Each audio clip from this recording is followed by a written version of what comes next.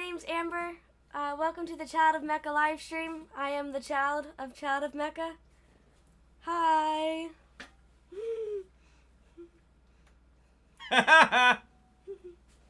Alright, get out of here. What's going on, everyone?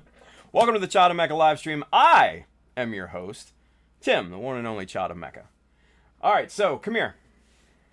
So, just real quick, if you guys will allow me, I will be the doting father here just a little bit.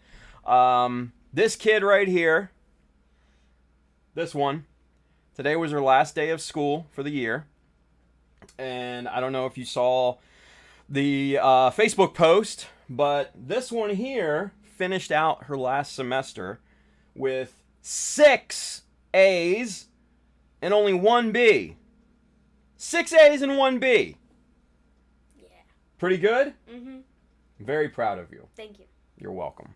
So, she's awesome. Very, very proud, happy father. So she's got a little surprise coming tomorrow to, I guess, not necessarily reward her, but say congratulations on a job well done. Yep. And we're going to go have fun tomorrow. Probably run some errands and go shopping and stuff like that. And what did you get over the weekend? Tell everybody what you got over the weekend. Did I get over the weekend? The books. Oh yeah, I just got a bunch of manga and stuff. Which manga? really Special. But which manga did you get? Tell everybody which manga you got. I got the rest of the volumes for Demon Slayer.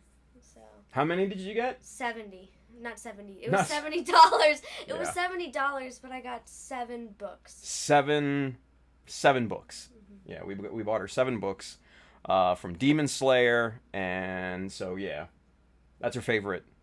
Is that your favorite manga anime right now? One of my favorites. One of the favorites, yeah. And you cosplayed today at school? Yep. Tell everybody what you cosplayed as. I cosplayed as a character named Chiaki from an anime called Danganronpa, and I cosplayed with my one other friend. Dang it, Grandpa? Right? Yes. Is that what they say? I don't know. I've never heard of the damn thing. But anyway, so she did a great job, right? Yeah. Great job. And I'm very, very happy. And she's awesome. So, Team Harkins. Yeah. All right. Go have fun. Thank you. All right. Bye. Bye. Just leave it there. Bye. Bye, Stinky. Oh, my. Well. Pretty good stuff. Yeah. George says, nothing like putting your kid on the spot. She actually wanted to do this. She actually wanted to kind of do the intro and everything. It was fun. I had mentioned it earlier, and she was like, eh. But then I go upstairs to change my shirt and everything, and she's just like, hey, can I do it? I'm like, yeah, of course. Come down. So, yeah. So, she, excuse me. She definitely, she wanted to come on in and say hi to everybody, right? So, what's going on, everyone? Welcome. It's Monday. It's a new beginning to a new week. Yes? Good times. So, base colors are done. There's a couple of pieces that I need to do a second coat on. Mostly the green. The green was a bit tricky in terms of coverage, because like I said last time, you lay down that wet coating, you think you're good, but then you go back and you look at the parts, you re-examine them, and you see just these little hints of splotchiness in places that you didn't get quite well, right? So I got to respray, I think maybe 10 parts, something like that. So I still have to do that, but the majority is done, inspected, very good looking, and ready to start masking. So, picked out some accent and secondary colors. We'll show you that here momentarily. But first, let's get into the business. Yeah? So, if you're interested in any of the tools and materials that we work with here on a nightly basis, man, there's an Amazon link below here in the description. That side, if you're might be watching on Facebook. I do get a bit of a commission based off the stuff that you buy, but it does not increase the cost for you. It just goes to help support the stream and what we do here. There's a lot of cool stuff in there, like tools and materials, books for inspiration, gear for photography, and streaming if you're into that. Yeah, so go load up. Go check it out. We're adding stuff on there all the time. Aside from that, if you are interested in picking up one of the airdrop chibi compressor, hang on. I always forget to turn that damn thing off. It goes silent and then it doesn't switch back on for like 20 minutes. And I'm like, when it does, it's like, come on. Anyway. So, yeah, but if you want to pick up one of these airdrop chibi shirts, man, hit up www.childofmecha.com. Hit the store button up at the top. You will find this shirt and many more. All sorts of fun stuff in there. Mecha Decal insignia shirts, Ace Pilot Series shirts, hats, prints of my work, all sorts of fun stuff. So go load up. And if you really want to show your support for what we do here, man, go hit up the Child of Mecha Patreon. Go hit up the Child of Mecha Patreon. A lot of cool stuff going on over there. Giveaways, hangouts, all sorts of fun stuff.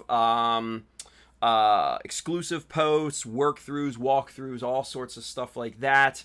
And then also, too, a lot more pictures and things like that than hit the regular social media. So now that we're masking it out of this boring-ass kind of just base color priming stage, the posts over there, I think, are definitely going to start to pick up a lot more. So, because it's been a little bit of a dry spell on Patreon, a little bit here and there, just because this is boring and there's hardly anything to show, you know. But now that we're starting to mask and starting to get into the good stuff, those posts are definitely going to pick back up again, guaranteed. All right, so and then especially if you are interested in kits, tools, paints, accessories, Mecha Decals, sheets 1, 2, and 3 are in stock and shipping now. 4 very soon. All of them right here at our good friends, boop, right there, USA Gundam Store. Adam and the fine crew down there will definitely have what you need. So, let's talk about secondary colors, yeah? Secondary colors, accent colors, things of that nature. And we'll take a look at a bunch of the things here, a bunch of the parts and stuff like that. So let's go camera 2. Boop. There we go. And we'll zoom out just a wee little bit. Right about there, I think is good. Yeah, I think that's appropriate. And we'll get the field monitor turned on because I forgot to turn that on again. Let's see. Michael Dawson says, how soon? Michael, I think you're talking about Mecha Decal Sheet 4. Though the files have been sent off to Cartograph. Yeah. So we just basically waiting, the ball's in their court, so to speak. So shouldn't be too long. Honestly, shouldn't be too long. So pre-orders should be going soonish. I honestly, I'm not 100% sure. Like I said, the ball's in Cartograph's court right now, so we're just kind of in a wait and see pattern right now. So, but they should sooner rather than later. Yeah, yeah.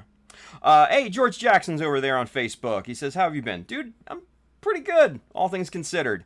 Yeah. How are you? Good to see you over there on Facebook." You are the one and only on Facebook, I think, right now, George. So, cheers. Excuse me. Calvin Branham's over here with us on YouTube. He says, if you had plans on mid to heavy weathering, I'd say leave the green as is and show paint fade.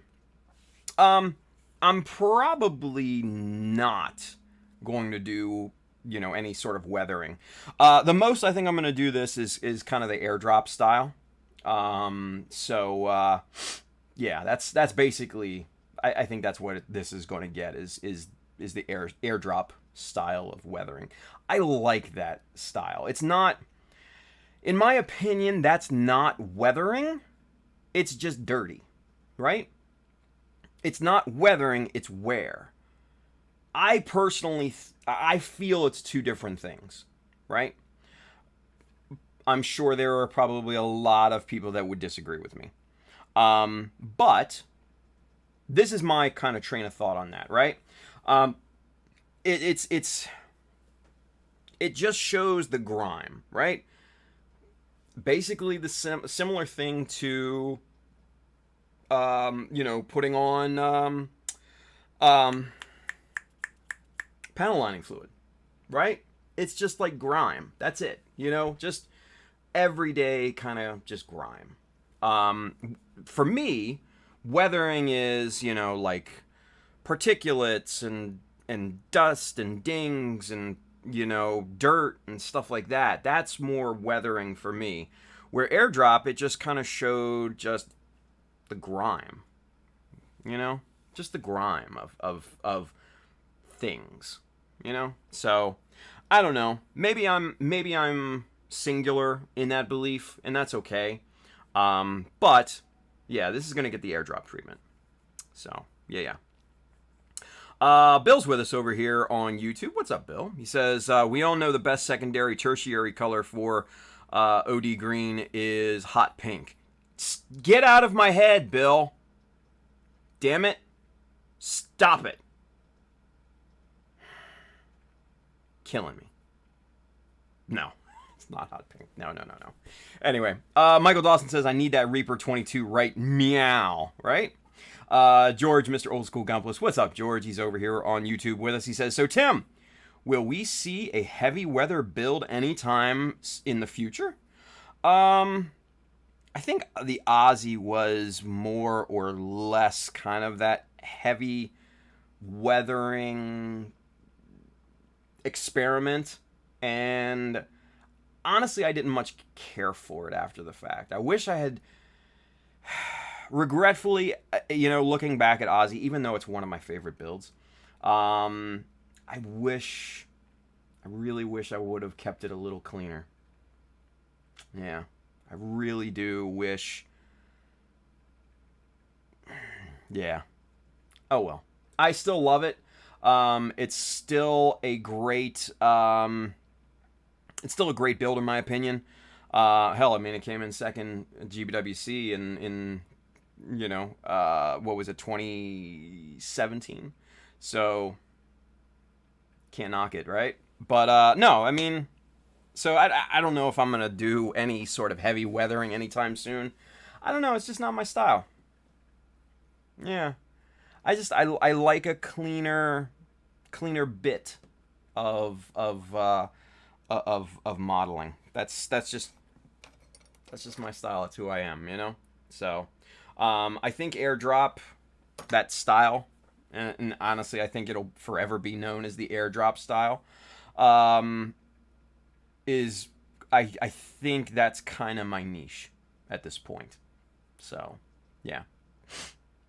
George says, interesting, reweathering. Yeah, well. Let's see. Brandon's with us. What's up, B? He says, I don't even need or really want a PC, but I saw the Gundam stuff and I'm intrigued. Oh, yeah. Javier says, hey, folks, one thing. Asus Gundam stuff will start appearing on U.S. retailers like Newegg next week. There are a few things already on Newegg's site. Yeah, I saw that. That's interesting, right? Let's see. Michael Dawson says, did anyone see the Battlefield and Halo at E3? They both look good. No, I don't pay attention to that stuff. Let's see. Pab says, everybody has their preference. Yeah, no, exactly. Rami, bro, he's over here on YouTube. He says, you have a great creative style. Man, thank you, Rami. I appreciate that, buddy. That makes me feel good. Thank you.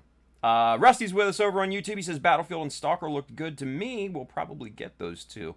See, I'm not a huge gamer. It's just not something I'm into anymore. Number one, I don't have time for it.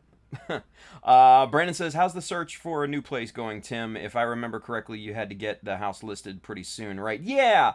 Luckily, though, the ex isn't being a stickler in terms of dates and stuff like that. So we're still working on getting the house prepped and ready and stuff like that. Still have some painting to do.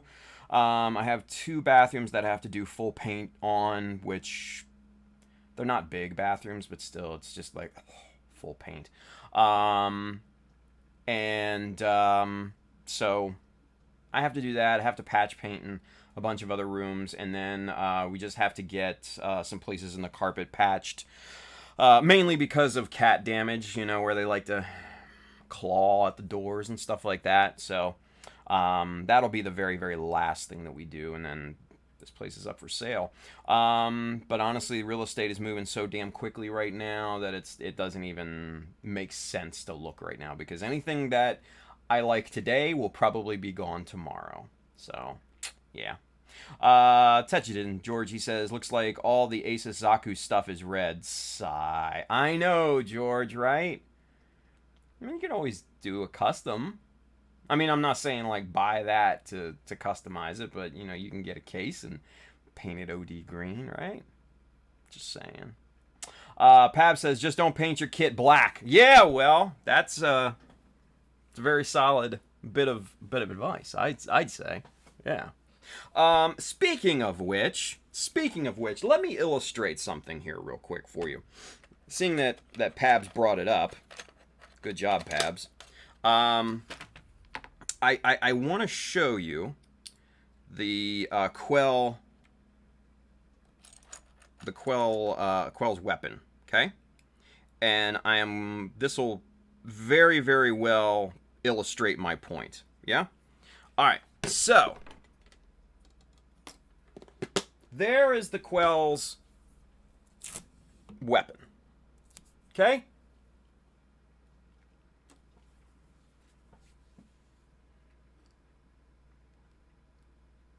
There we go. Now, that looks black, right?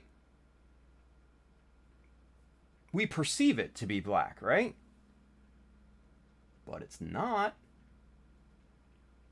It's not. No. No, kiddies, it's not.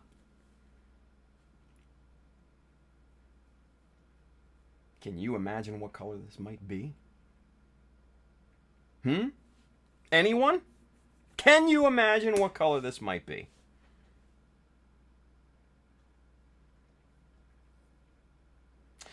Let's see. Javier says, I wouldn't paint a red motherboard. Yeah, right. Bill says, if you can catch a wrench, you can catch a ball. So by that logic, if you can paint a bathroom, you can paint a Gundam. Jesus, right? Oh.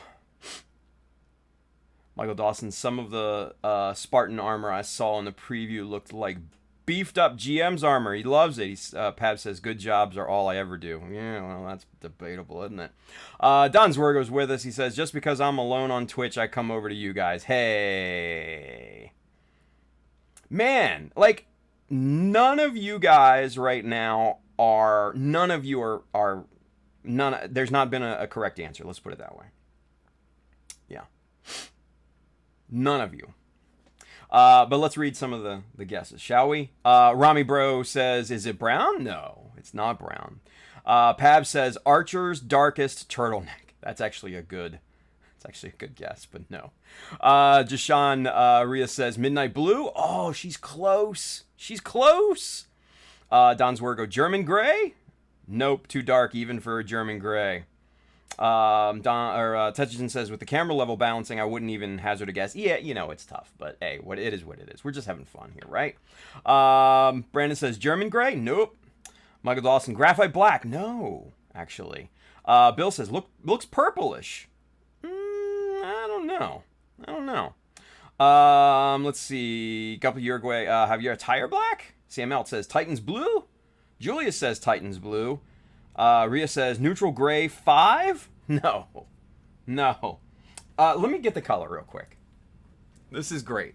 Because this is the same color I painted the airdrop the rifle for the Jesta.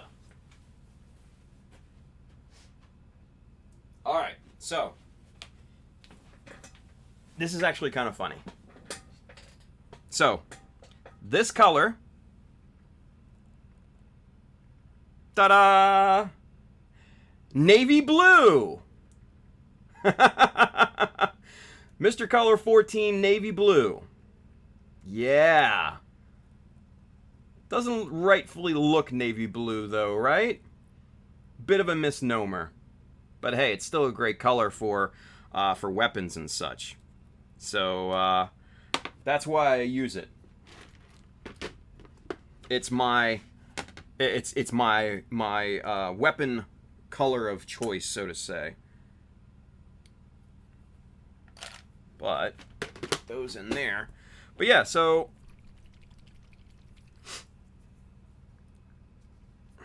look at this. It's a great color. Look at that. That's a nice kind of cool, dark, grayish tone, right? Honestly, it doesn't even look blue at all, right? Yeah, Michael Dawson. Yeah, that's nowhere near navy blue, right? It's not. It is so not. It's fucking funny. You know, these names. But yeah. So this they consider navy blue, right? It's so nice. It's so great for weapons, and that's why I use it. But yeah, navy blue. Imagine that, right?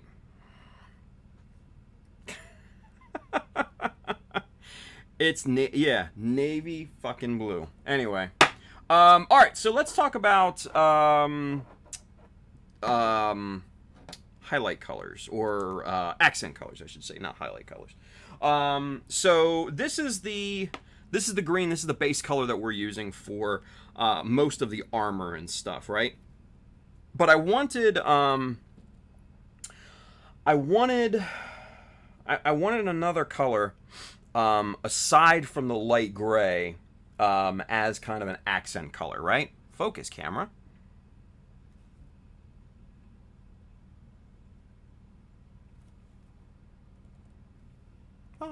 There we go. So I wanted another color besides this, right? So I went digging in the Mr. Color paint rack here and found this color here. This is IJN Gray Green Nakajima. So it's a World War II semi-gloss color, obviously Japanese like Air Force or Navy or something like that. Imperial Japanese Navy. Yeah, IJN. Duh. So very, very close in color and tone, but just a little bit lighter. You can see it there, and especially in the shadows, just a little bit lighter. Let's open these up here, and I'll show you kind of what I'm looking at here. Okay, so this is almost empty, so bear with me on that. But this is that's the accent color, right? I think that's gonna look really, really nice. Just in like little micro panels and stuff like that, just as a pop of accent color. I think this will look really good. I think this will look really, really good. So I know okay, so it's weird, but it looks and this is probably to Tetsugen's point, it looks a lot lighter on camera than it does in real life, right? Yeah, I think the cap color is closer to, and I don't know why that's so weird, because the paint color looks lighter than the cap color, but at least on screen. But here the cap color is the same. But yeah, the cap color is pretty much dead on to what it really looks like in real life. So I think these colors are going to go great together. Focus. And I'm super happy with the combinations that we have so far. So I think this is going to go really well. I think it's going to go really, really well. Anyway, let's see. Let's go back here and catch up with the chat. Yeah? So we left off with Michael Dawson saying, that's nowhere near navy blue. Julia says, just add Mr. Color 14 navy blue to my shopping list. There you go. It's a great color. It really is, especially for weapons. And if you wanted to do like a darker inner frame, I'd go with that. Yeah, I'd definitely go with that. Touchin says it is a good color. Rhea says midnight blue is my go-to to replace black. There you go. Going to have to add that navy blue to the stockpile. Yeah, no, it is a good color. Couple Uruguay Javier says, where's the blue, man? Right? It really is just kind of like a cool dark gray, right? It's weird, but anyway. Bill says, I can see a blue-purple tint to it still. Fair. George says, I think Tim is tricking us. He swapped paints and caps. Yeah, I wish. Michael Dawson says, midnight blue is brighter than that. Yeah, no, it is. Don says, well, which navy and what time? And to what time, right? No idea. It just says, oh, U.S. Navy aircraft on it, right? All right, yeah. U.S. Navy aircraft. Right there. I don't know. I've never seen a Navy aircraft that color before in my life, so I don't know. Anyway, Tetchison says, nah, that is pretty representative of Mr. Color 14. Yeah, no, it is. It is. Rami Bro says, I like that green color. Yeah. Tetchison says, yeah, yummy greens, right? Julius has got a question for us. Let's go. We have a question. He says, why does the Mr. Color 340 have a C in front of it? That is a very good question that I unfortunately don't know the answer to. Yeah, I am not 100% sure, Julius. I think that it has to do with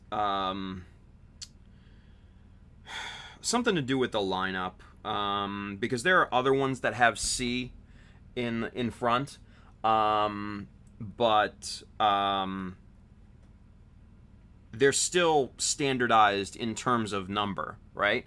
So this isn't like a special paint that you need to find or anything. No, this is in the straight Mr. Color line. This is honestly, you just say I want color 340, and this is what you'll find. So. But honestly, I don't know what the C is representative of, unfortunately. So, Bill says that navy blue would probably pick up more of the blue if used on top of a white primer. There's a difference in tonality based on primer bleed through. Yeah, no, but I like it on gray because it looks like it looks like a weapon color. Yeah. Helsting Oz Unit, he's with us over there on YouTube. He says, guess it's like how they say Char Zaku is red, but it's pink. Just like in 8th MS Team, the smoke being red, but also pink before Norris dies. Yeah. Guy says, I think you could add a third color green to differentiate the two. I could. I don't want to get too much in the weeds with accent colors, though. You know, that's my thing, because you're gonna have the two two greens, and then you're gonna have the light gray as an accent color on the green parts as well. So I don't want to necessarily just be like, throw all the colors on there. It's a fucking rainbow. It's Pride Month. Let's go. I don't want to necessarily do that, right? So I'm going to keep it with the two greens and then just the light gray. And then maybe throw in some of the other tonal grays that I have picked out because the feet are... Where's the foot? Here's the foot. Okay, so this is the dark gray that I picked out for the feet. And this is... What color is this? Let me see.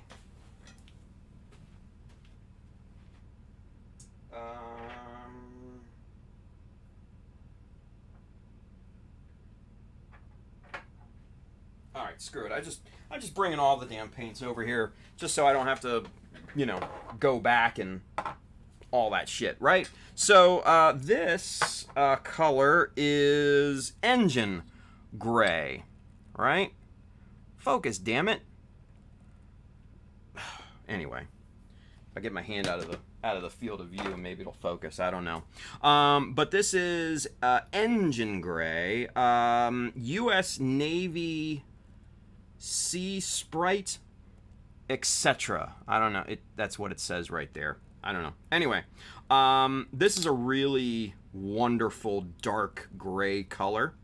It's going to really set off the feet and everything against that green color. I think this is going to look really, really nice against the green and the light grays and all that. So very, very happy with that one. What else?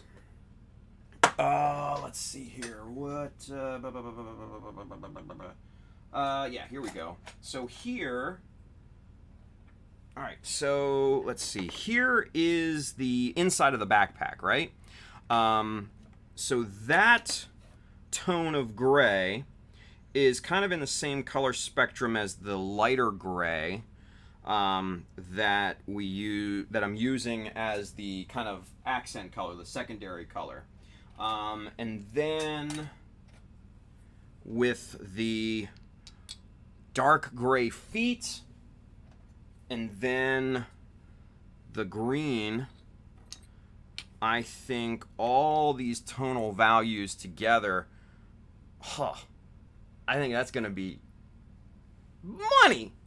Money in the bank, right? Money in the bank. Let's see. And then, just because I like to party, we're doing the pistons and everything in bright red and the silver color, right? So, and then also too, I almost forgot, let's see, one last color here, the thruster bells right here. This is get the dust off of it. This is graphite.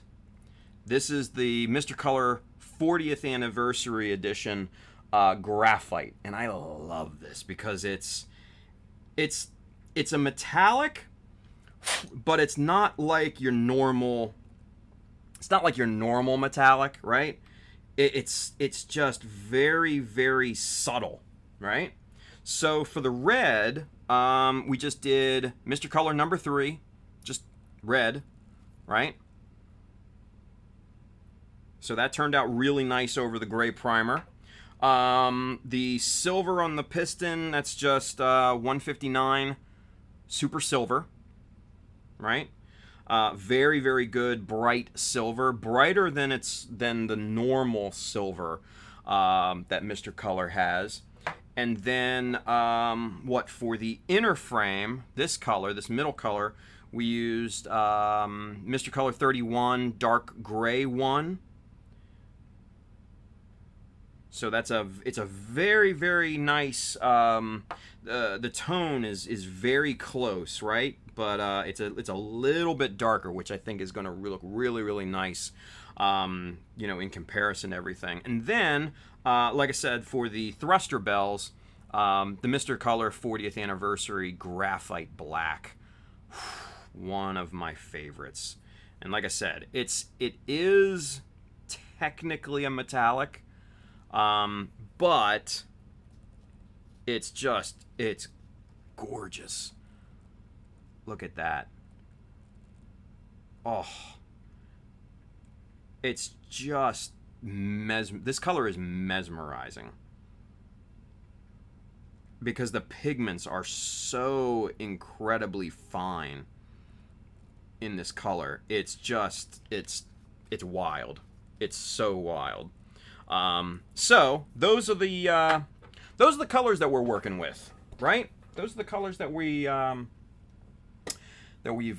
got on the menu this evening. Let's see. Let's catch up with the chat here real quick. Don says maybe some tiny orange details or just a clean military look without any warnings. We're not. I had thought about maybe throwing in some orange, but that's a little bit derivative of some other models and stuff, especially like the GM Turbulence and things like that.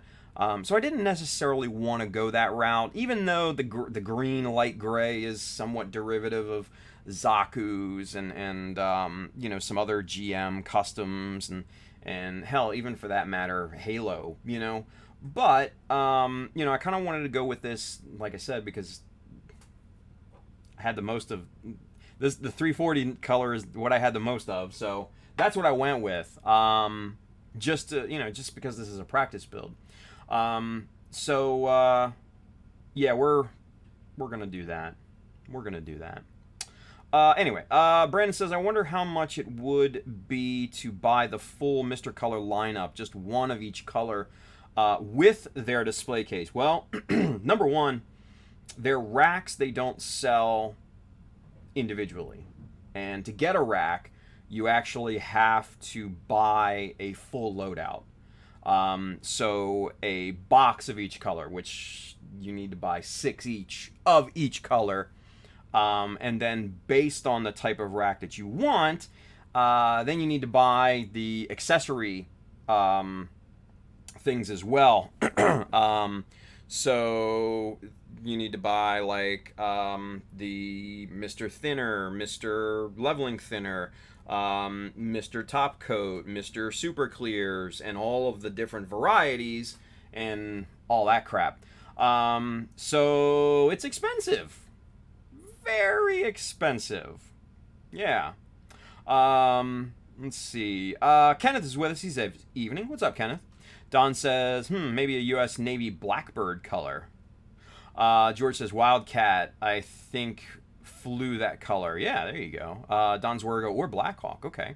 Guy Daigogi says, the Vought F4 Corsair was a deep dark blue in night fighter applications. There we go. Kelvin Branham says, U.S. Navy color blue was used on World War II and Korea era night fighters, I think he meant. Yeah. Tonality, Techigen says. Colin, Mr. High Craig's with us. He says, evening. What's up, Colin? Pab says, it's a variant color. There's a regular Mr. Color 340. Wait, what? I've never seen a normal 340. What's up with that? I don't know. Taylor's with us over there on YouTube. He says, are you going to weather this kit like you did the airdrop, Tim? Yes, actually, I will be. This will be getting the airdrop treatment, 100%, because, like I said a little bit before, I think that's kind of my niche now. Just kind of making it, dirty, not weathered. So, yeah. Michael Dawson's got a question for us. Let's reload the button here. There we have a question. He says, how would you go about elongating the head of the GM 2.0 like you did your Jesta / Gundam remix, or am I just better off with the colony type head? Okay, so what I did, Michael, with the Gundam head here, because yes, I elongated it. Let's get these parts out of the way here so I don't mess them up. Let's get them put in the ready for masking bin. That's what I'm calling it anyways. Bloop, and bloop, bloop. There we go. Close that up. Keep it nice and safe. Okay, so here is the... Oh, Look at the dust on this thing. It's just sitting at the top of my work area here. But let's take the head crest off there. The V-fin. You can see. Where's the little pointer? Where it is? Here it is. All right. So you can see right in here the two sheets of plastic that I went ahead and sandwiched in here to elongate this head by 2 millimeters, right? So what I went ahead and did was to apply one sheet to each side, right? And then cut down, trim this piece to the part, and then slap the two together, right? Otherwise, you're going to have to come up with some sort of registration mechanism. You can try and cut out cut the sheet on the inside a little bit, and use the pegs if they're long enough for your registration to keep everything straight. So I slapped them together, glued them. They fit really well. Sanded those flush. And then cropped the top of the mohawk here and just kind of took off a couple millimeters off of that to make that a little bit more, more streamlined and everything. So that's what I did there for that. Now, one thing to keep in mind is that each Gundam's, head is going to be differently designed. So you may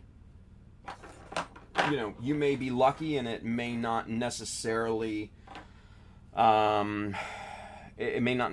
all that hard, or you may run into some crazy complications where it's almost like the Jesta's head, right? And be a bunch of multiple parts that you have to figure out how you're gonna fucking manage that, right? Because if you elongate this, what are you gonna do with this circular piece, right? Are you gonna elongate it and turn it into an oval, or are you gonna move it frontward, or are you gonna move it back? If you move it back, then you're gonna have to elongate the visor, right? And then when you move it back, you're gonna have to fill in this little part. What about this little guy right here? Are you gonna keep him elongated, or are you going to move him back? If you move him back, what's that going to do to the proportions on the cheek, and etc., etc.? It's like falling dominoes, but with something like the Gundam head, it's a much simpler design, obviously, so it lends itself to elongation, right? So you unfortunately have to weigh the pros and cons for something like that. So just keep it all in mind and do the math on it. Should be good. Yeah. Let's see. Bill says, for those wondering what the Mr. Color lineup looks like, paint for mod. Hey, there you go. Don Zwerger says Mr. Color color codes: P primary, C for car. Really? U.S. Marine Cobra. I don't. Interesting.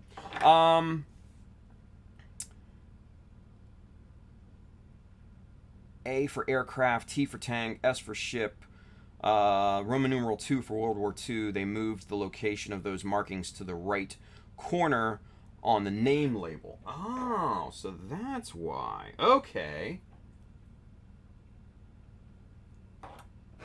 Ah, yeah, look at that. Okay. So I guess this is a newer focus. So there's the car reference, right? That's super silver.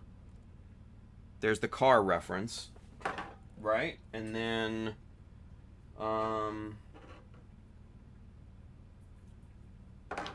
so on number 3, red, primary.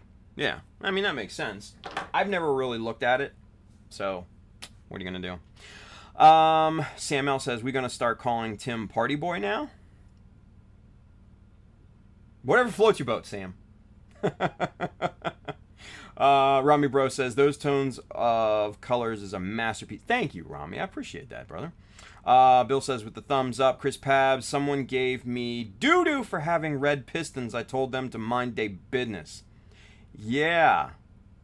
Yeah, I agree. I like the red pistons.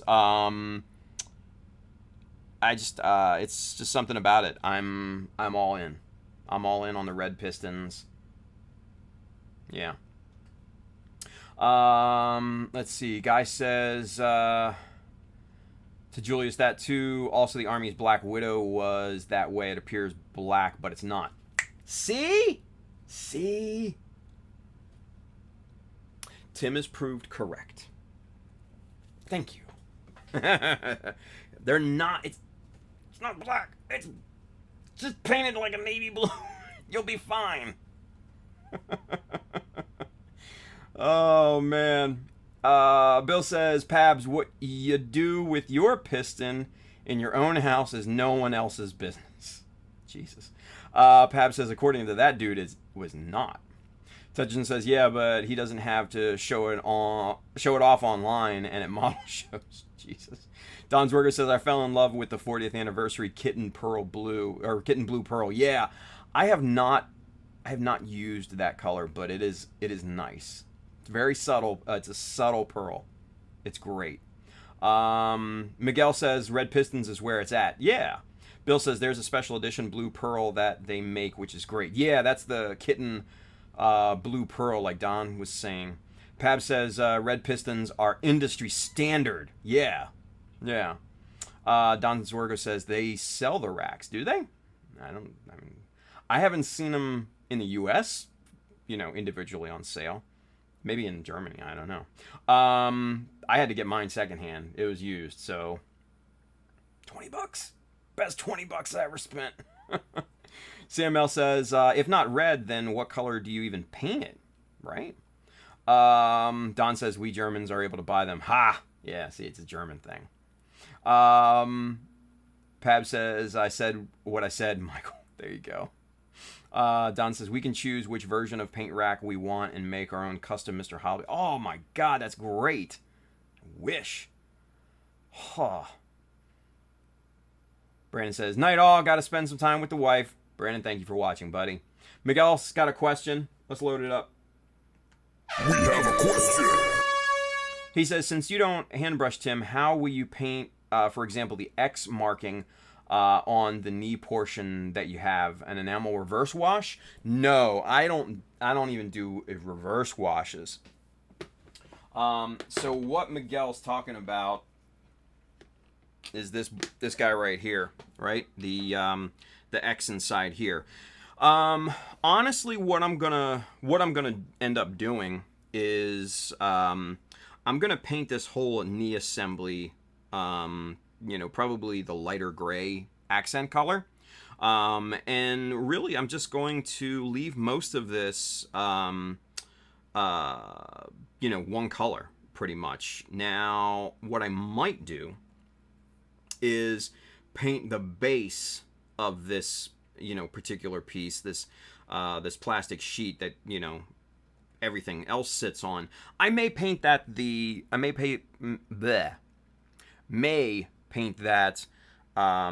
green accent color. I'll have to take a look at it and see, and then paint everything else individually, the lighter gray color.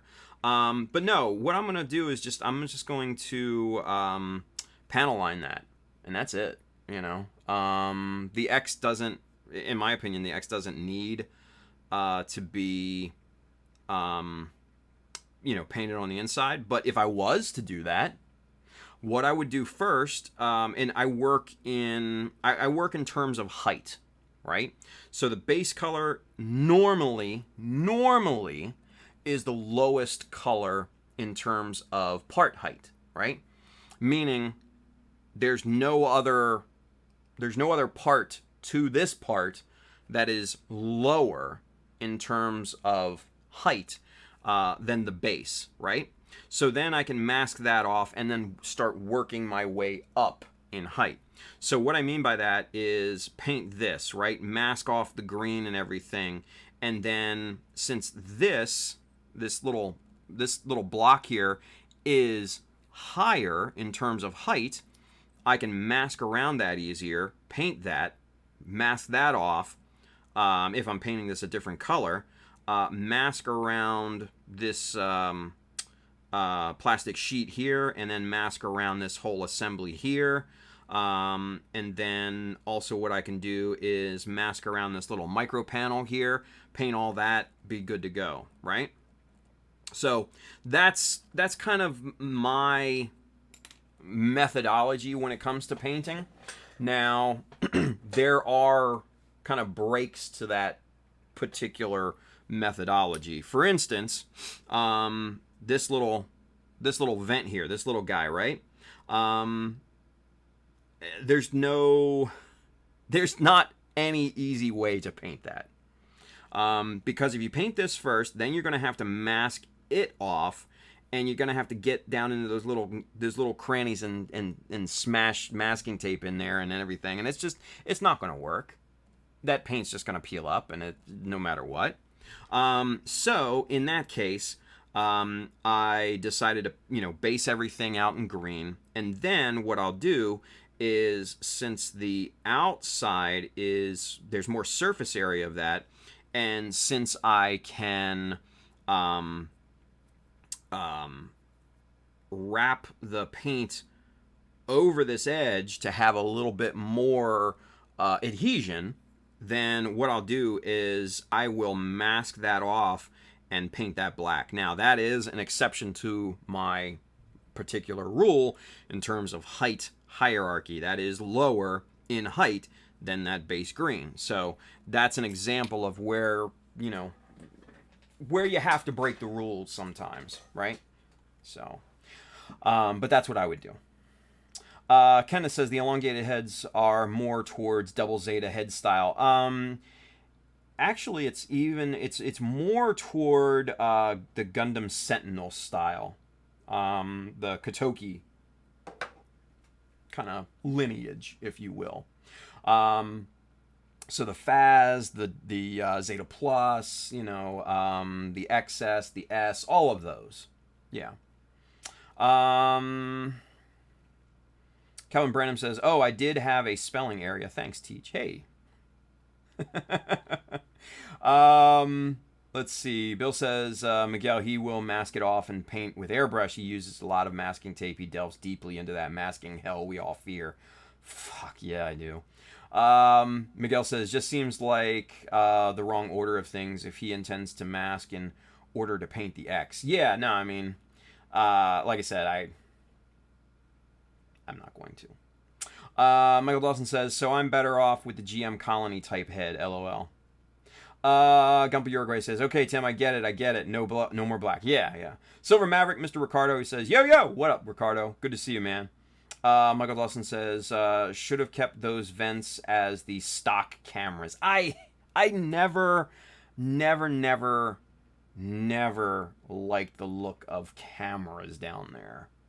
It just doesn't make sense. Not even a little bit. Let's see. Helsting Oz Unit says, you're not going to paint the inside of the thrusters a red or other color like most people do? LOL, I think the heat would burn off the color. LOL, just having some fun. No, yeah, I mean, the inside of the thrusters, especially the thruster bells, I mean, you could hypothesize that red color is maybe heat resistant or something like that, or a protective layer for the thrusters from the heat or something like that. I don't know. I'm just throwing shit at the wall and seeing what sticks, really. Bill says AOZ features elongated heads too. Yeah, well, I mean, they came after, the lineage from Sentinel and all that stuff. So, Julia says, this is a great tech tip with show and tell show. Thanks, Tim, and thanks, group, for the questions and input. Always, Julius, that's what we're here to do, man. That's what we do. All right. So with that said, let's get starting to mask.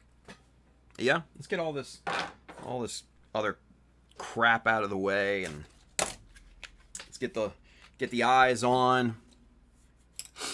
get all the sandpaper out of the way. We don't need fucking sandpaper right now. We don't need that little guy. We don't need, all of the hobby knives. We just need this shitty X-Acto knife, and that's basically all we need to mask right now. We don't need a part separator. That's all done. Don't need a sanding block. Don't need files. Get it all out of the way now.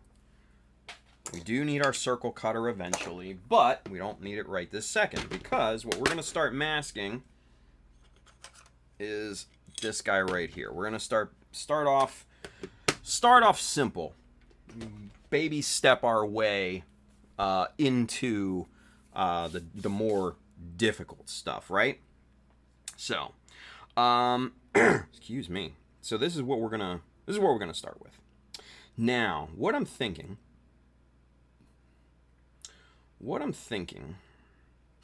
is this. I don't know how this is gonna come out. I may hate it and strip it and have to redo it. But what we might do is experimentational. So here's the combination of the gray and light color, right? And then, obviously we're gonna mask off some of the areas. These two little, indentations here and these two little indentations, those will be a bit of a darker gray.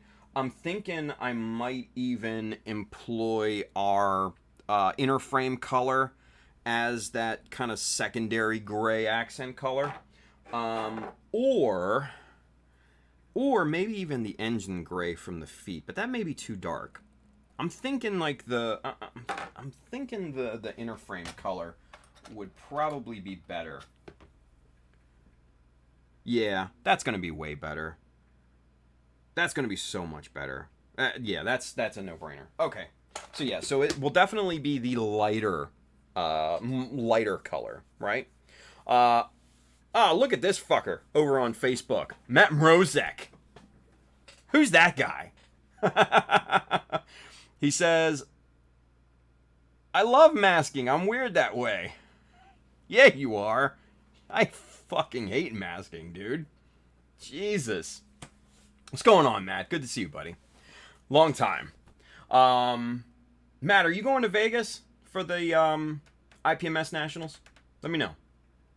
Because I'm going to be out there with those Gundam guys and stuff. So it'd be cool to see if you were. Just saying. Matt says it's relaxing. More like anxiety-inducing for me. He says, never been. Oh, dude.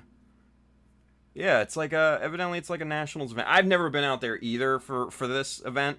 I mean, I've been to Vegas, but I've never been out there for, I think it's called Best of the West or something like that. I don't know, but yeah, it's in August, I think. Yeah, so just throwing it out there. He says I typically stay away from IPMS. I got you. Can't say that I blame you. But anyway, so what I think I'm gonna do is to paint these little micro panels, kind of that darker gray, and then paint these panels here that darker gray. But then what I think I might do, and I'm still contemplating this because I don't know how this is gonna look, is paint this border around this inner panel. You know, this border that we made. Paint that border that lighter, come on, focus, damn it. Stupid. This lighter green color. It may just look blurry. I don't know.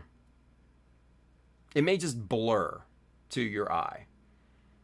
Because you have a lightening shades of warm colors. I don't know. I'm going to do it. I'm going to do it and see what it looks like. Because since this is such a simplistic part, I can very, very easily put this in alcohol, strip it, reprime and paint it in like no time, right? So there's very, very little downside to trying it, other than just a waste of time, which I'm not really worried about right now, because it's easy. Yeah. Anyway.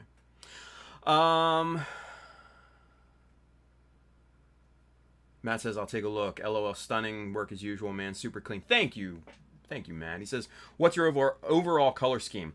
What you're seeing is basically the overall color scheme, Matt. This kind of darker green. This is what, Mr. Color 340. Yeah, that color. Toss in a little bit of little IJN green, gray green for accent. And then this color here, which I don't have on me, I think it's the light gray Mr. Color. And then what do we got? We got dark gray for the inner frame, and then we've got engine gray for the feet and backpack. So simple stuff. Very straightforward. Yeah. And honestly, this is a practice build, Matt. So this isn't for for GWC or anything like that. I'll probably take it to an IPMS event and enter that in something like that. But no, this is a straight up practice build right now, just to kind of get back into the groove. So yeah. Let's see. Where do we leave off? Ricardo says, I'll be loitering while I work on my Valkyrie for MosquitoCon. Hey, whatever works, Ricardo. Yeah, buddy. Kenneth says, dark gray seems matching. Yeah, the darker inner frame gray, I think, is what we're definitely going to go with. Julie says, I agree. Just do and see how it looks. Better and not doing it and always wondering how it may have looked. Yeah, no, exactly. Bill says, orange for the eyes. Actually, Bill, we're keeping the visor a nice orange color. And I'm going to silver out the inside of the visor, the mechanism behind it. And that'll be the super silver that we used for the pistons and everything. And I think that'll just really kind of pop behind that orange visor. I think it'll look really good. Yeah. Forrest Ghost is with us. He says, are they all the same sheen? A contrast could keep it from being blurry. It'll all be flatted out at the very end, so it doesn't matter too much right now. Let's see. Michael Dawson says, why not use the engine gray on the shield? I just don't like the engine gray. It's a bit dark. I like the tonal contrast between the darker gray and the lighter, or the lighter gray and darker green. Yeah. Matt says, black green would be some nice contrast on that border, help separate the two pieces. He says, simple is always best in my opinion. Yeah, I don't want to necessarily throw in another green. I got the two, and I want to, like I said, I want to keep it simple. He says, and Matt says, simple is always best in my opinion. Yeah. I don't want it to get, too clusterfuckery, Kevin Branham says, your vision with the lighter gray may have it right, but the colors you have now are fine, in my opinion. Yeah, no, I agree. Even if I don't do that kind of border-ish color, I think it'll look still really nice. So, and I'm trying my best to envision it, right? And I usually I'm usually pretty good with envisioning the colors and everything. Because, here, look at this. Pull back just a bit. There we go. Just so that you guys can see what the full breadth of this thing, right? So, get the little spots of dust off of there. So, okay. So, light gray here. These armored bits on both sides, that darker gray, the inner frame color. For reference, that color. These two armored spots down here, that color. These two spots here, these two circly doohickeys, I'm probably going to go with the lighter shade of gray. And then these two micro panels right next to these armored bits, which will be the darker gray. These will be the lighter gray. And then same thing but inversed here on this middle strip. The middle strip here will be the lighter gray, but then the micro panels on each side will be the darker gray. Yeah. Yeah. Now I'm wondering if I even need that lighter green altogether.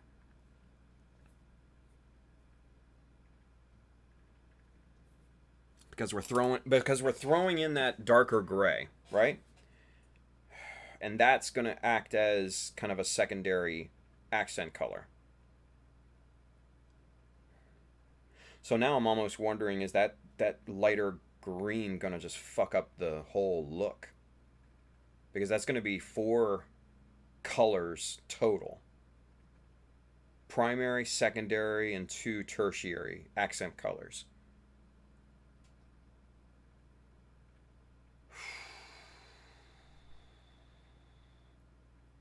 Man.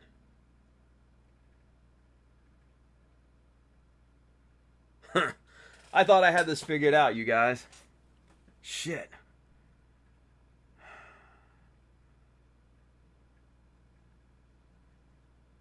I thought I had this figured out. Fuck.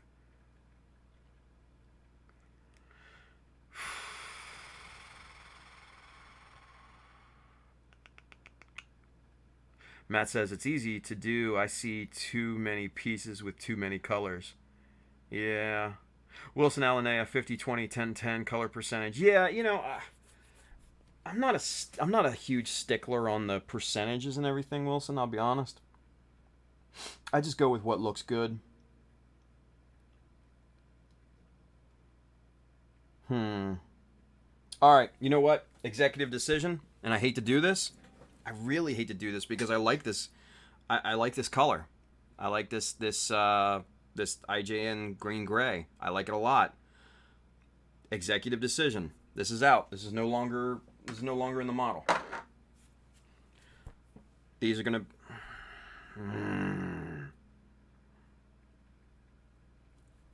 Damn it. This is rough, you guys. I'm not gonna lie. So, all right. Let me take a look at another piece here before I make any rash decisions. All right. So we're gonna take a look at some parts that's gonna have a bunch of different colors on them, right? And the head too. Okay, so let's think about this. Excuse me. All right, so say for instance we swap the gray bits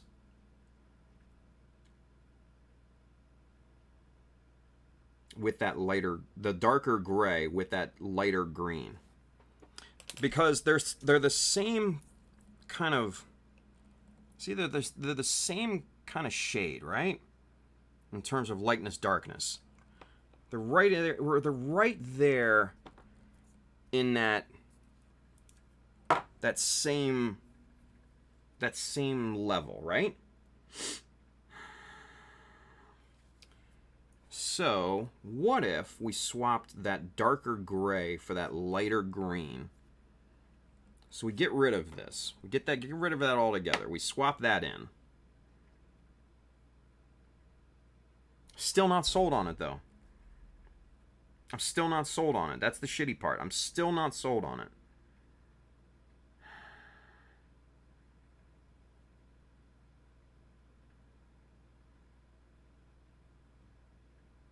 All right, fuck it. Yeah, this is out. That's my decision. We're going with that. That's final. Done deal. Yeah. Court is now done or whatever.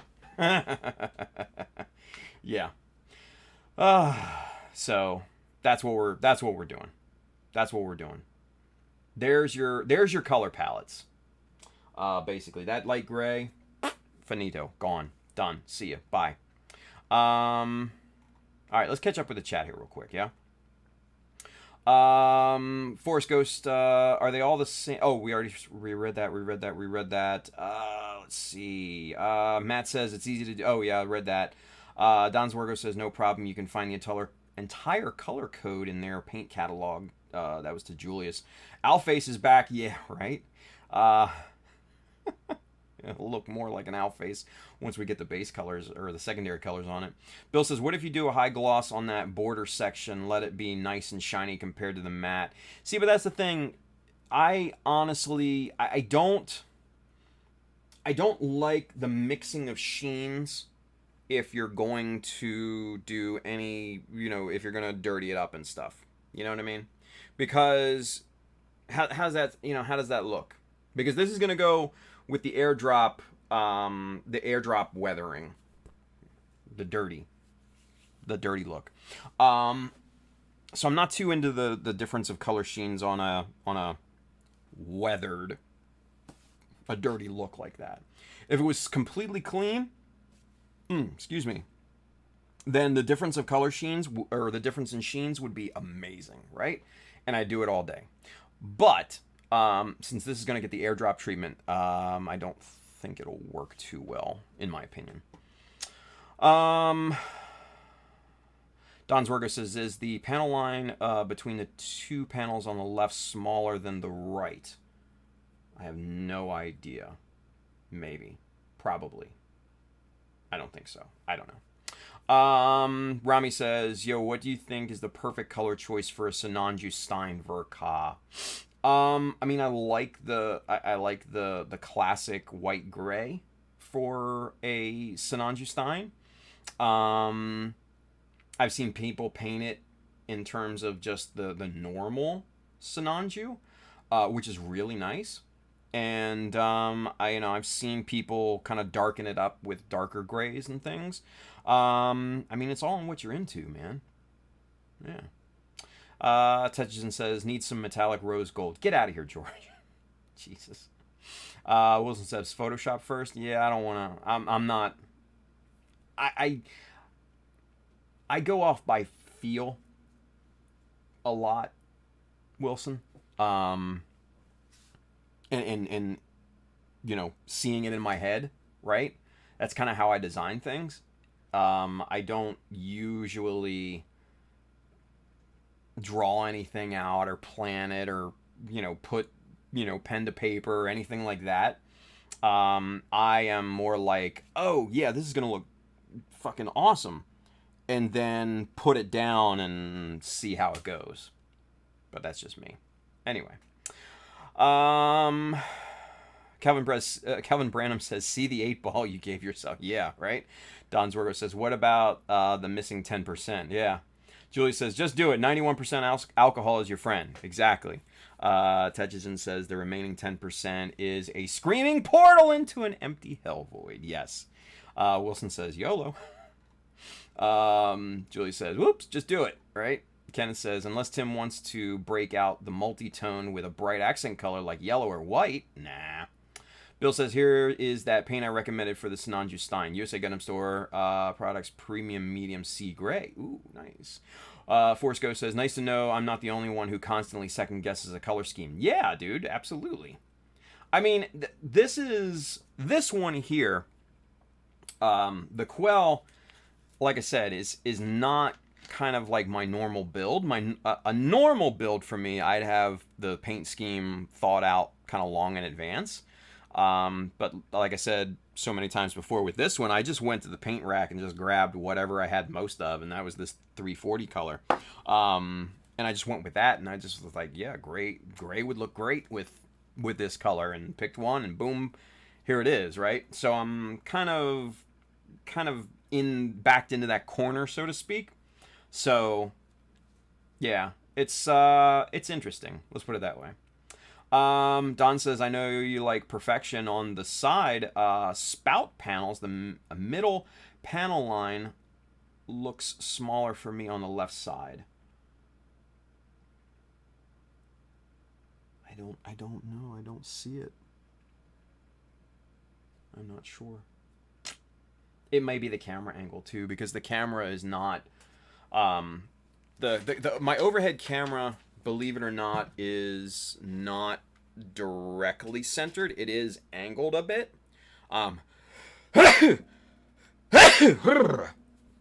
Excuse me. It is angled a bit, so it may be that. I don't know.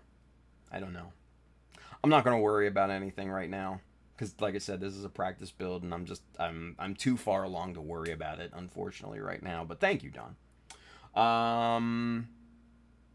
Tetchin says the fuck it adjustment, a vital tool. Yeah. Guy says, Tim, I would have kept the lighter green, then used the darker for tiny accents to promote the raised areas that were the lighter green, in the lighter green. Fair. Bill says mixing of sheens makes it look like it's a different material, like steel outlining aluminum, or vice versa. Yeah, but then you also have to think about the scale of things, right? So at 1:1, you can definitely see that sheen, but you pull back, a few hundred yards from it. Are you going to really notice that difference in sheen that much? Probably not, So, another thing to think about. But, like I said, if I'm doing dirty, like this will get, I don't like mixing of sheens in a dirty style build like that, because the dirt just gets everywhere at that point. So... let's see. Don says, I will paint my Sinanju Stein in marble stone because Stein means stone in German. There you go. Helsting Oz Unit says, I'd say do between flat and the satin if you were going to. Bill says, pretty sure Stein means mug. But I'm not 100% sure. Don says, bless you. Yeah, trust me, I'm German. Yeah, no, he is German. So I would trust what Don says. Michael Dawson says, is it smaller on the left? Quick, turn the shield around, right? Bill says, well, I own numerous Steins and none of them were made of stone. There you go. Helsting Oz Unit Sheens is what I meant. Yeah. Nice. Okay, cool. All right. Let's we've decided the lighter green, well, I should say I've decided.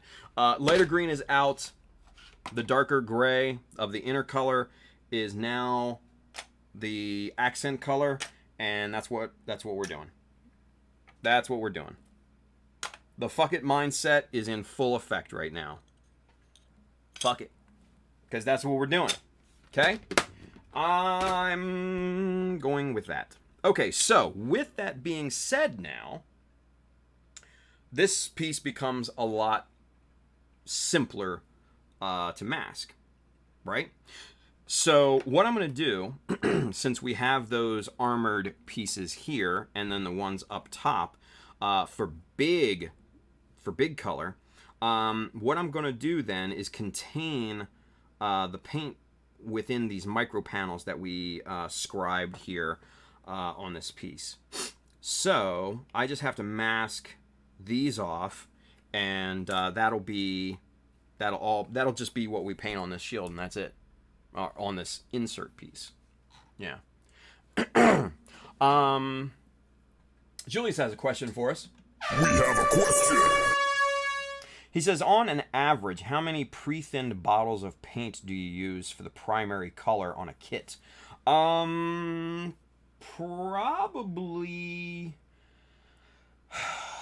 less than a bottle. So this 340 was filled when I started basing, and it's still got a little bit in there right now. And honestly, if I really wanted to, Actually, and wait. I take that back.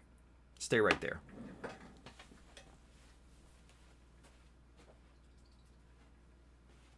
So, I emptied out the contents of this jar into this jar. And this is the jar that I've been working out of. And let's see. Come on, buddy. There we go. So we've got about maybe, I don't know, maybe a quarter of this jar still left in there, right? And then we still have a little bit in here that we can put some thinner in and wash that out basically and pop it in there. So I think all things considered, then maybe this one got me, I don't know, I'd probably say half to 3/4 of a jar of Mr. Color. Yeah, so about that. And mind you, I had to go back on a few colors and repaint them, right? Do a second coat, which I'm gonna have to do on several of the other parts that are still over here. Excuse me. So yeah, about half to 3/4 of a jar. All right. So with that being said, let's get to it here, shall we? Right about there. And we're just going to use one big piece of tape to mask off the bottoms here. But I don't know if that's going to work all that well because this is somewhat curved in its appearance. But I think we're massaging the tape into place. Yep, there we go.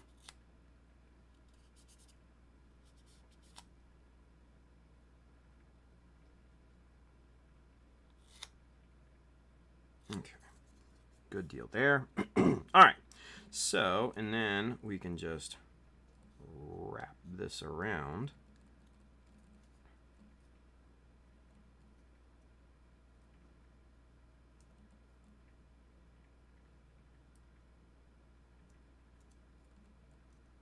Just like that.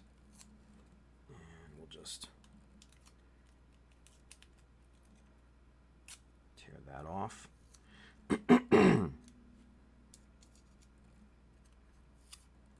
save that bit. And what we're gonna do,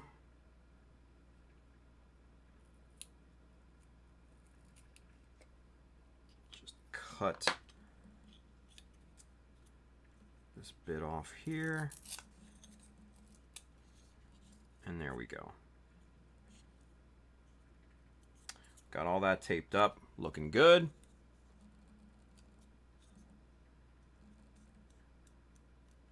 All right. So there's that. Now, let's see here. Bill says, night all, gotta jump off. Y'all have fun. Bill, thank you, buddy. Good night, man. Okay. These parts, these little micro panels here are definitely more simplistic than most of the masking that we're going to be doing because, come on, get the little dust out of the tape here. Because these are mostly just straight lines and flat surfaces and all that good stuff here. Here we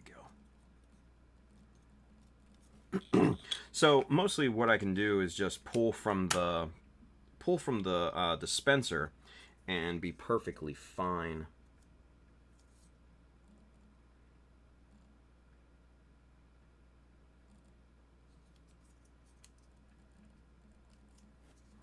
Okay.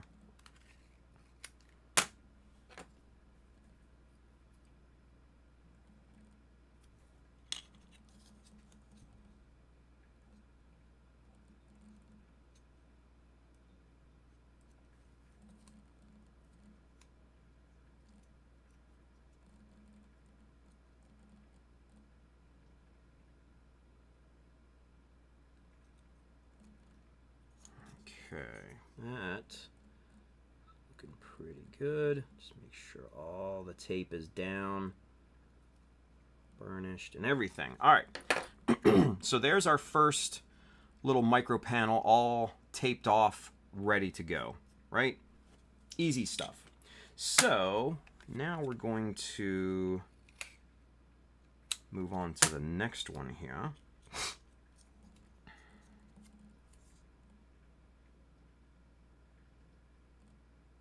And this masking for this particular part should go pretty quickly, all things considered.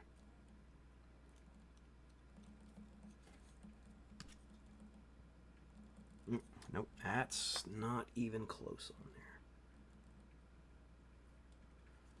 That is going to bleed over.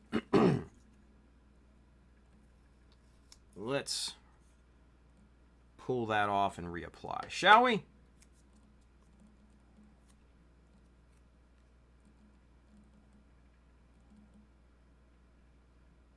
There we go. That's a much better line. Yeah. Much, much better. Now, when you lay down the tape like this, right, you need to keep an eye out for little dust and hairs and stuff like that that get caught underneath of your tape. Because if you can see them, that dust and hair is going to end up in your paint.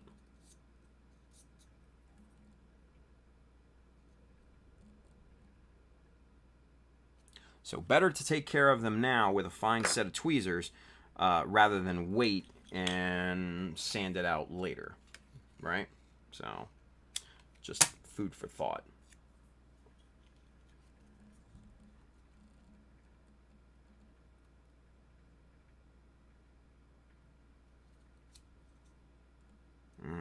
Nope, that's not gonna fit. Okay.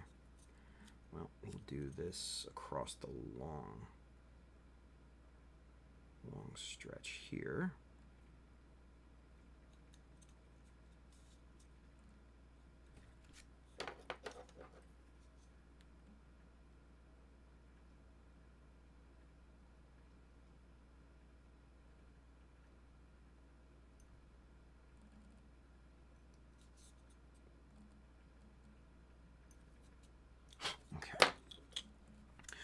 Alright, so now we'll switch back to 6mm piece and put this along the side so it can fit between these two micro panels here.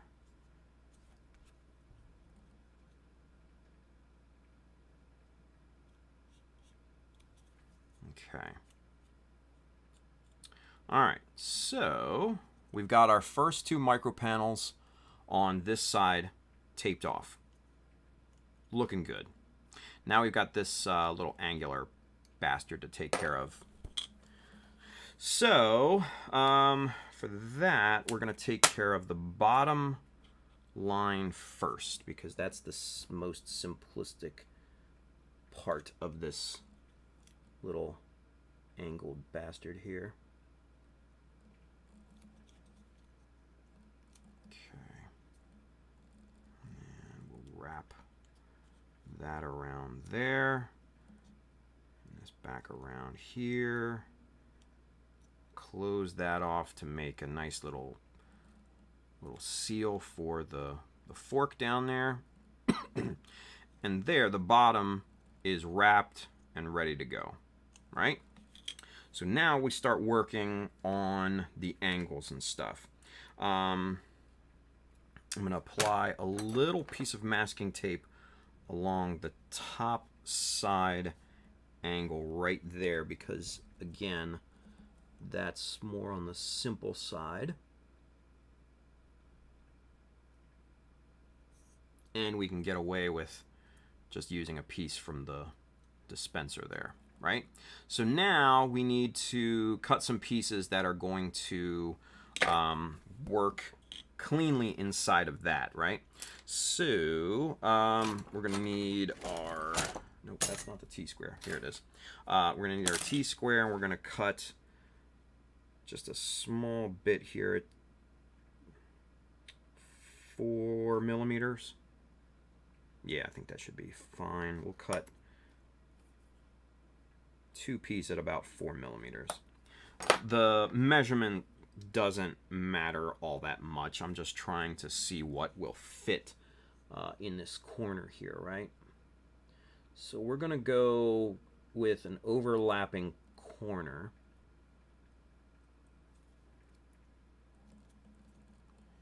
Just like that.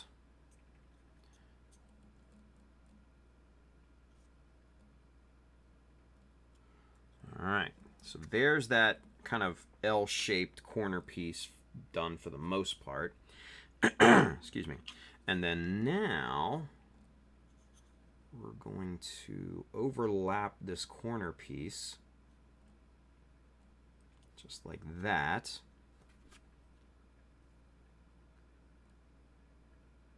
And then we're going to wrap this piece around this edge and then around the back side. So we leave that. We basically, since these this area in here is exposed on the shield, meaning that you can see this area.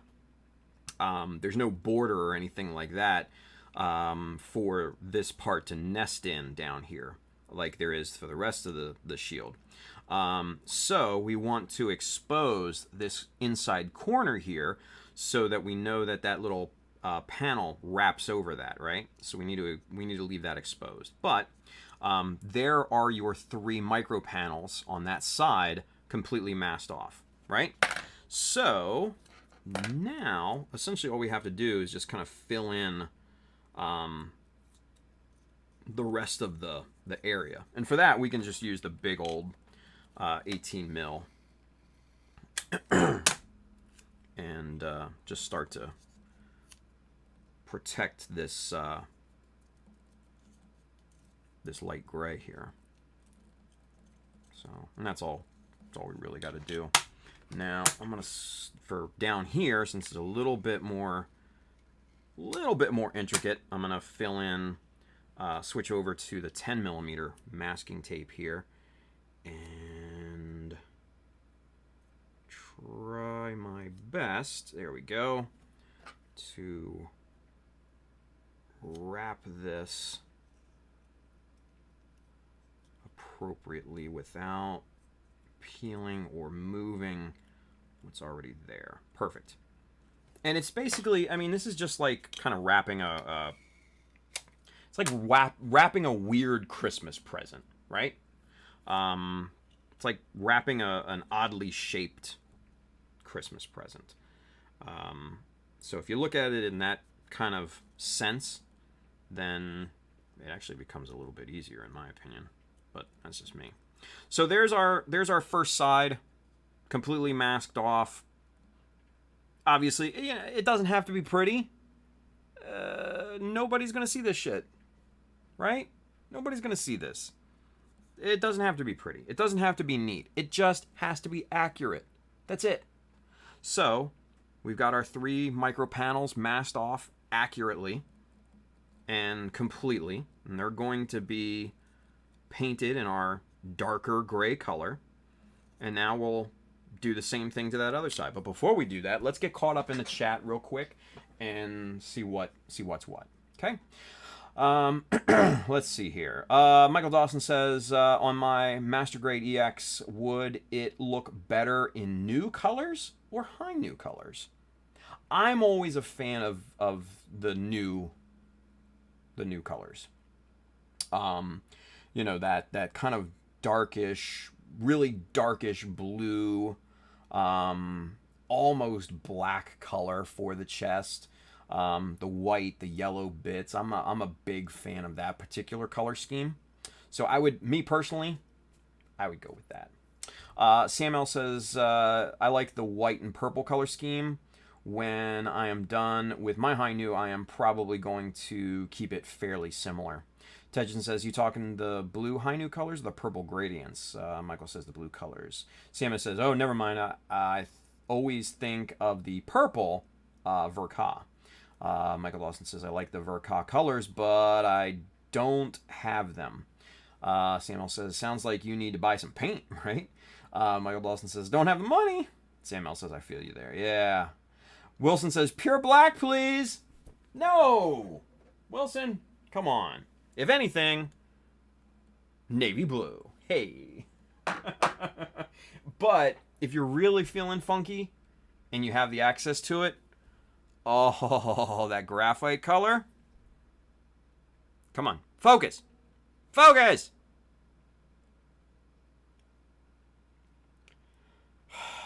Jesus Christ. Anyway. Focus. There we go. Finally, camera. That graphite color. So nice. It's so nice.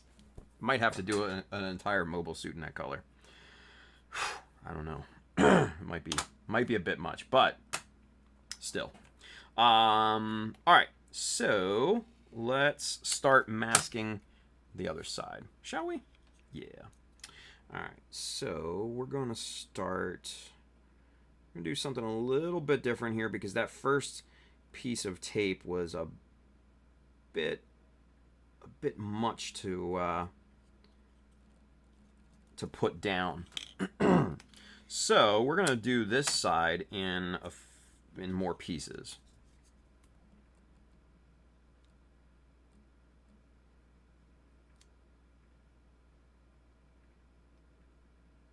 Just like that. There we go. All right, and then we're gonna wrap this guy over.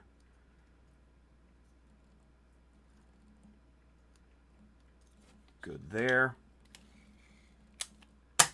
All right.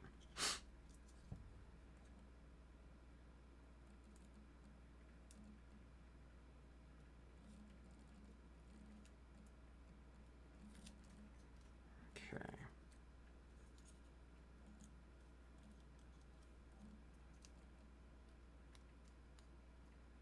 Good. And last piece on this.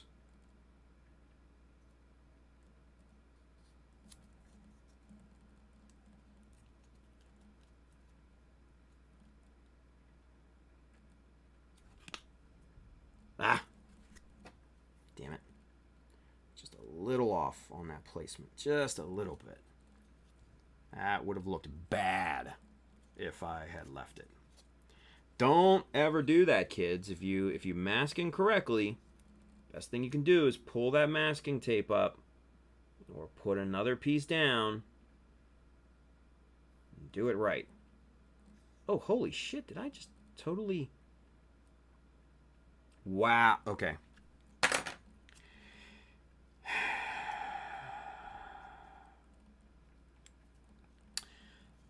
Pro tip. If you're going to do intricate masking, use these if you have them. Like I obviously didn't.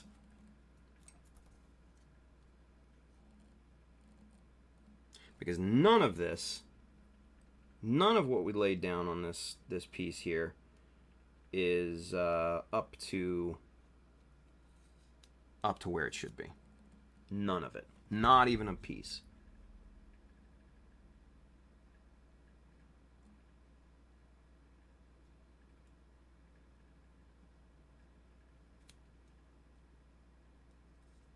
All right. That's much better. There we go. All right.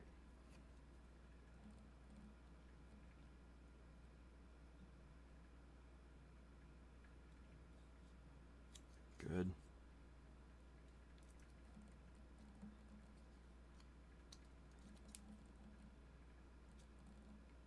Yeah, much better. Okay, now we're getting there. Now we're getting there. Oh, for fuck's sakes. All right. Ooh. Who'd we lose? We lost somebody here. Oh, Mecha Army. What? Huh. Okay. Not that it really matters, but we're not we're not broadcasting the Mecha Army Facebook group. Oh well. CML says, go get some of that blackest black and paint it that color. Oh, Jesus. Michael Dawson says, I'm not sure if I'm going to paint the non-Psycho Frame parts or not. Thinking burnt iron if I do. Hey, not bad, right? He says, let's see, Julius says, Tim, have you seen those Infini Easy cutting mats that Pabs uses for cutting bits of masking tape? I bought them from USA Gundam Store and think they are awesome. No, I have not. What are they? Are they like those glass cutting mat types of things or something like that, Julius? Because I have not seen those.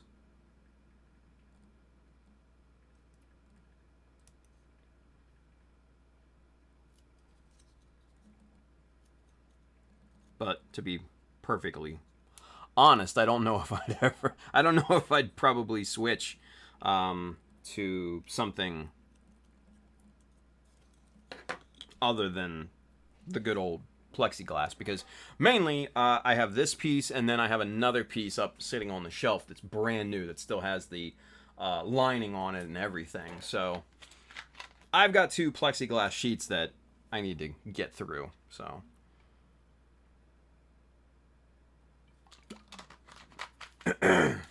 excuse me. All right, back to it. What time is it? 11:51. Cool. We're getting there. We should have this masked off completely by the time that we need to sign off.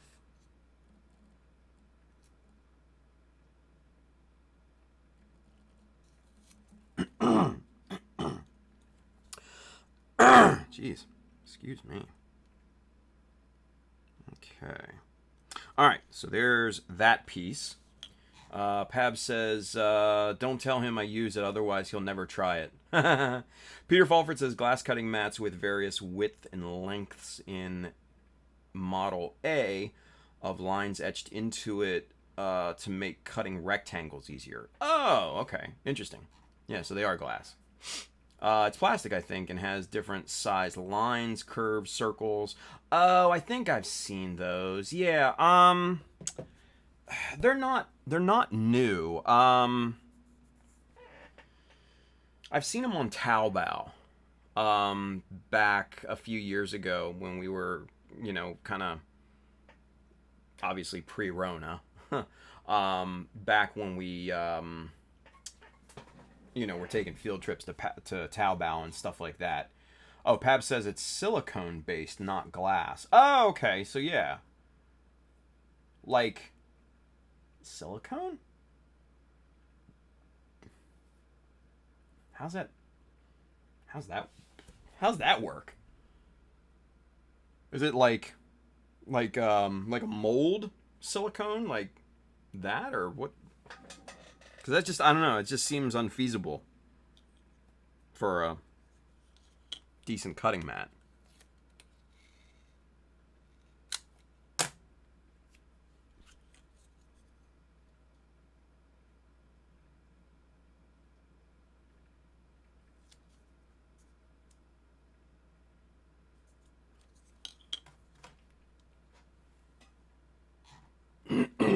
Julie says, not soft, they are hard plastic. Okay. Yeah, so I'm pretty sure I know what you guys are talking about, because like I said, I think we saw those on Taobao. I know I've seen them on Taobao. I don't know, if we've seen them on like one of the past field trips that we've taken or not. But I remember seeing them on Taobao. They're like orange and they have the black lines etched into them. And some have circles, some have squares, some have rectangles, some have hexagons, things like that. Is that kind of accurate? Accurate? It's made of breast implants. Nice, Tetsuji. Fucking George. Pab says, my bad, laser etched acrylic. Yeah. Yes, orange and black. Yeah, okay, so I know. Yeah, you got it. Yeah, I've seen those. I have seen those. I'm I don't know. They're cool. You know, they're so I guess let me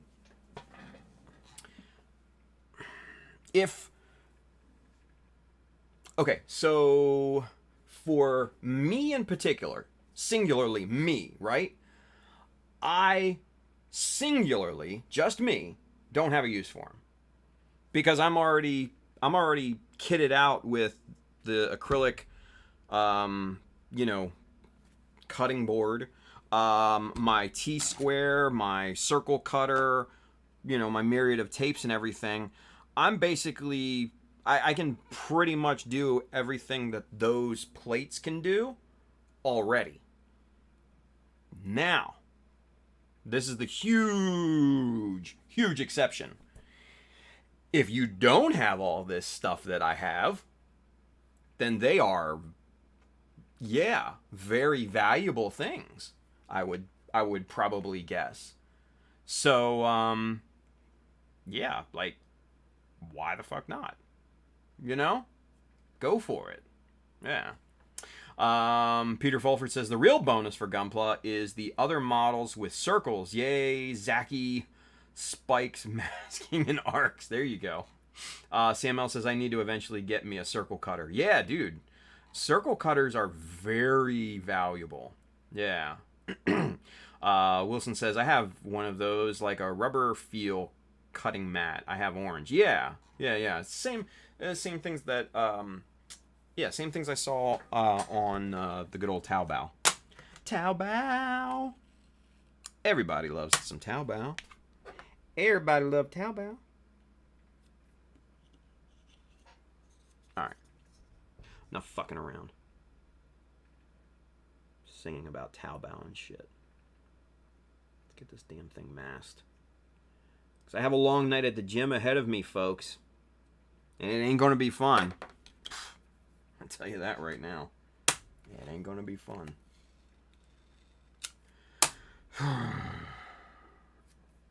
Not looking forward to tonight.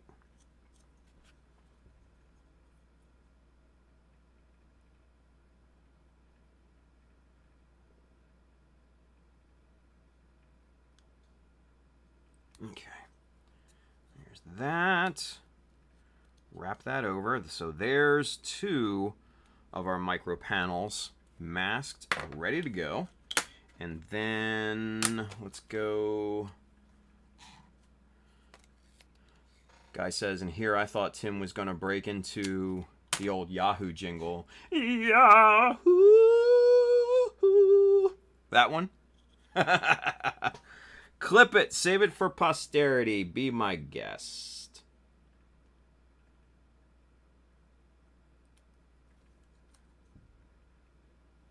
I always loved that shit. I don't know why. It was so stupid. But it just had that little jingle flair that just works, and you remember it, and it gets stuck in your damn head for years afterwards. Just like what happened to me. What are you gonna do? Anyway. Alright, so almost done. But who uses Yahoo anymore? God. Like, what do they even offer? You know? Like, some people, I think, still use, like, Yahoo Mail. I think? But, I mean, isn't that, like, fucking Hotmail now? Like, basically extinct? I have no idea, honestly.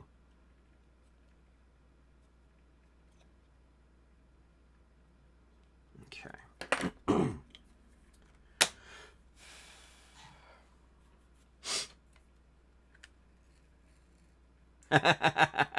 Guy Daigo says, done and done. Just wait till Mechanism. Oh, the fun we will have. Good man, Guy. Good man. I like it. Hey, you know what? No shame in my game, buddy. No shame in my game. I am if anybody has ever hung out with me, I am very hard to embarrass.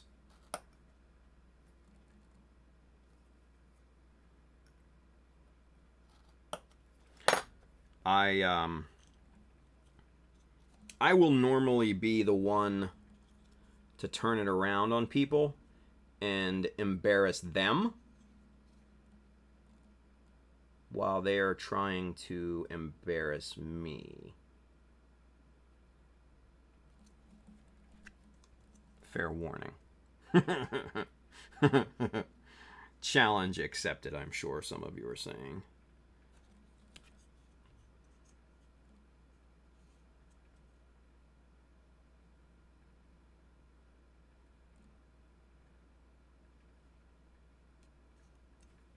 Okay.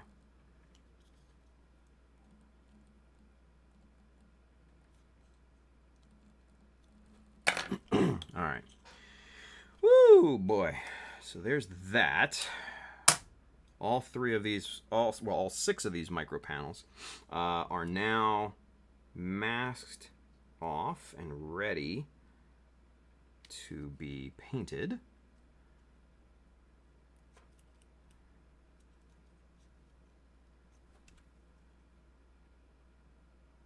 Okay, that's good. And now all we have to do is tape the rest.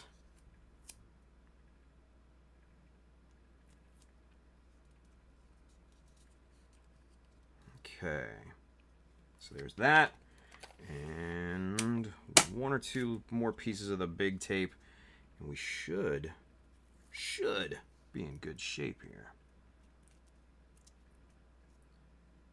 And we'll pop another one up on this corner because it's a little on the thin side for my taste. There we go. And there we go. That is completely masked.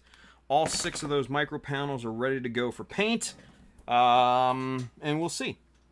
So, there we are. Let's get caught up with the chat real quick before we sign off. And let's see. Kelvin says, Wilson sent you a message on Instagram on your figures. Hey, there we go. CML says, I did 6 sets of 6 squats and then superset 3 sets of 30 leg curls and extensions today. My legs hurt. Ugh. Yeah, man. Just the knees. Ugh. See, I don't do squats. I'm not a huge fan of squats. I leg press is my jam. So anyway, Julie says, did the link for the plates at USA Gundam Store that I posted show up before my yes, orange, and black post? Probably not, Julius, because Yahoo, or fucking Yahoo, listen to me, Yahoo, because you guys were talking about Yahoo. YouTube doesn't work that way, unfortunately. You have to have, like, mod permissions and stuff. Sorry. Tetchison says Yahoo Japan auctions. Yeah, I guess it still is big in Japan, right? Yeah. Wilson says Yahoo Mail. Yeah, still existing. Yeah, true. CML says I still use both Yahoo and Hotmail, but my Yahoo forwards to Hotmail. Hey. Ricardo says I still use Yahoo Mail because Gmail's mobile app is trash. Yeah, I mean that's why I use the native iPhone app. Yeah. Oh, look at this. Tex Marquise. Hey, sunshine! Aren't you busy packing? What are you doing? Probably taking a break. She says Gmail app is trash. And Outlook. Yeah, no, I agree.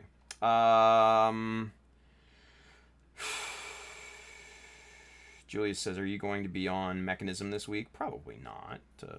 Armida. She says, up in the air. I'm still in the process of moving and under some deadlines this week. So, what that means is no. It's probably a no. I'd be surprised if she was. Let's put it that way. Yeah. Anyway. All right, kids. With that being said, we're going to sign off for tonight. Bada boom. And she says, I am taking a break. Yeah, just here for a good time, not a long time. Hey, well, we're finishing up anyway. So, solid break, right? Solid break. Anywho, all right, kids. That's gonna do it for us tonight. Man, Monday, good stuff. Paints are good. Paints are decided upon.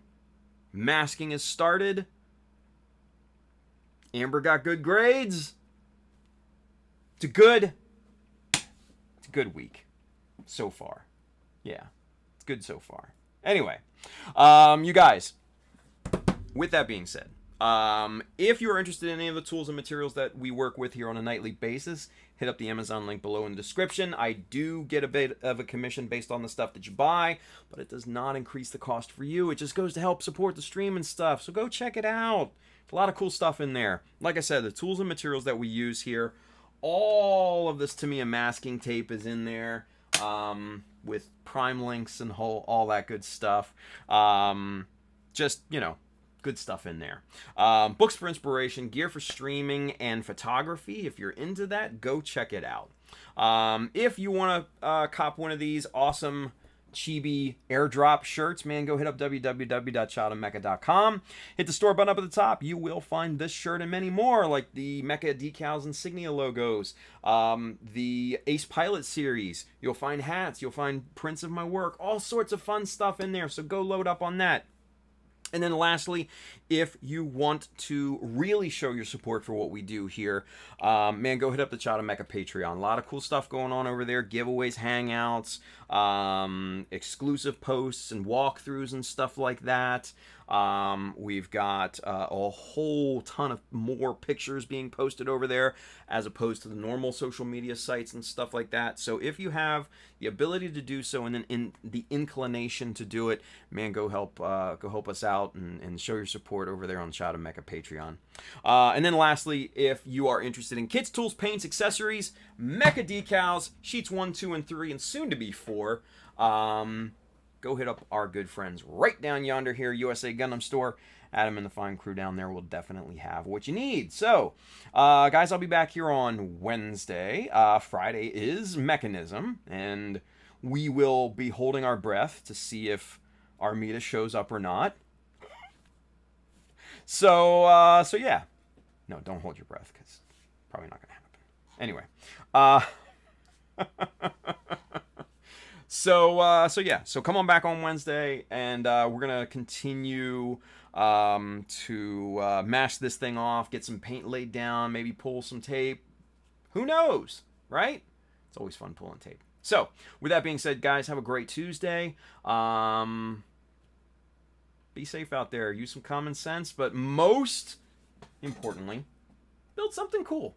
All right, see you guys.